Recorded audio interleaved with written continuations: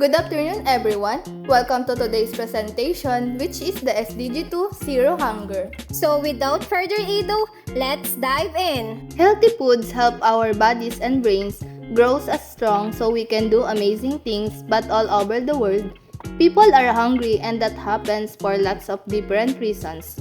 Some people go hungry because it's difficult to grow food where they live or war has driven them from their homes or an economic collapse has caused nationwide food shortages, but it's not just what you see.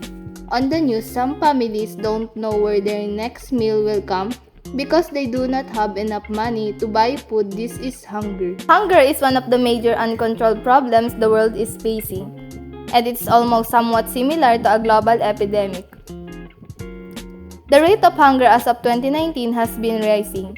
The groups affected worldwide are mostly children. Zero hunger. Zero hunger is established as the second goal needed to be achieved by 2030 on this planet under Sustainable Development Goals. Zero hunger by all means places a higher importance on areas such as end hunger, achieve food security, improve nutrition, and promote sustainable agriculture. How were the SDGs developed and what is their significance on a global scale? Zero Hunger was developed through a collaborative effort involving governments, international organizations, NGOs, and other stakeholders, and by the United Nations to tackle hunger and malnutrition worldwide. It aims to ensure that everyone, everywhere has access to sufficient, safe, and nutritious food by 2030. Its significance on a global scale is immense. Hunger and malnutrition are persistent challenges affecting millions of people worldwide by leading to poverty, poor health, and reduced productivity, or particularly in developing countries. Achieving zero hunger not only improves individual well-being, but also contribute to economic growth, social stability, and environmental sustainability. What progress has been made globally in achieving the SDGs since their adoption in 2015?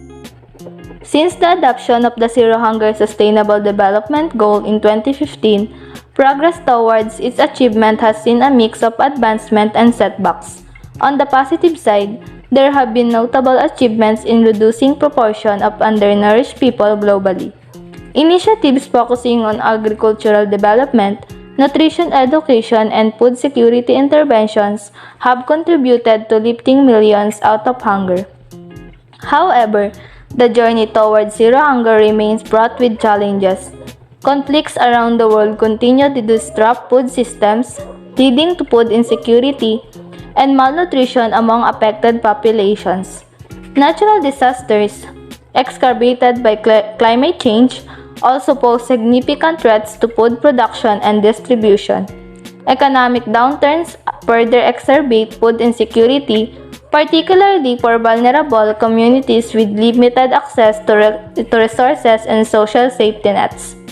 Moreover, the COVID-19 pandemic has added a new layer of complexity, disrupting supply chains, disrupting livelihoods, and pushing millions into hunger. What challenges do countries face in implementing the SDGs, and how are these challenges being addressed? So, poverty and inequality are root causes of hunger, making it difficult for people to access food.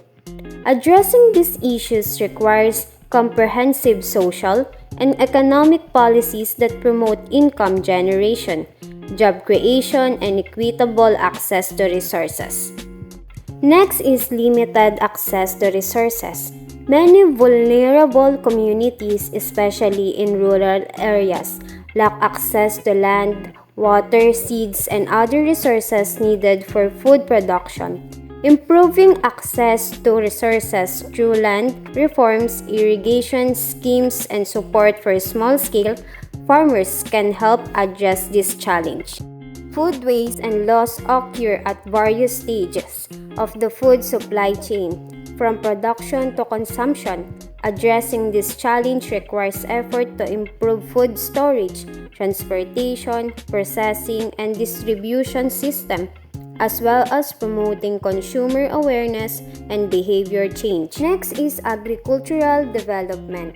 Countries are investing in agricultural development, including research and extension services, irrigation schemes, and input subsidies to increase agricultural productivity and food production. And lastly, we address by promoting sustainable food system. Efforts are underway to promote sustainable food systems that are environmentally friendly, socially equitable, and economically viable. This includes supporting small-scale farmers, promoting agroecology, and reducing food waste and loss.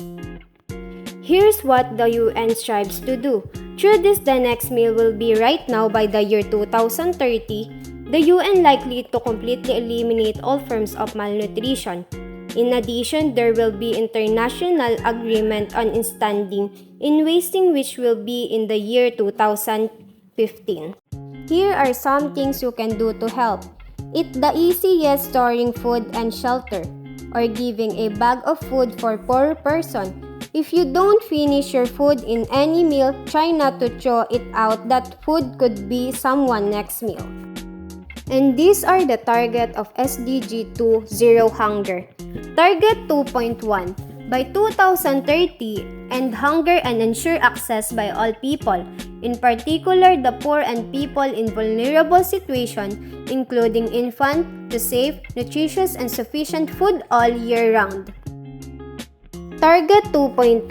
By 2030, end all forms of malnutrition, including achieving, by 2025, the internationally agreed target on stunting and wasting in children under 5 years of age, and address the nutritional needs of adolescent girls, pregnant and lactating women, and older persons. On Target 2.3, by 2030, double the agricultural productivity and income of small-scale food producers, in particular women, indigenous peoples, family farmers, pastoralists, and fishers, including through secure and equal access to land, other productive resources and inputs, knowledge, financial services, markets, and opportunities for value addition and non-farm employment.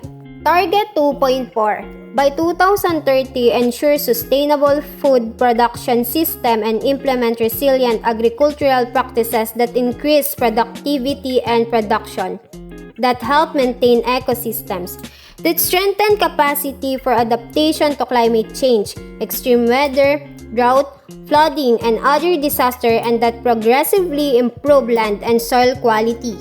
And last, Target 2.5. By 2020, maintain the genetic diversity of seeds, cultivated plants, and farm and domesticated animals and their related wild species, including through soundly managed and diversified seed and plant banks at the national, regional, and international levels, and promote access to and fair and equitable sharing of benefit arising from the utilization of genetic resources and associated traditional knowledge as internationally agreed.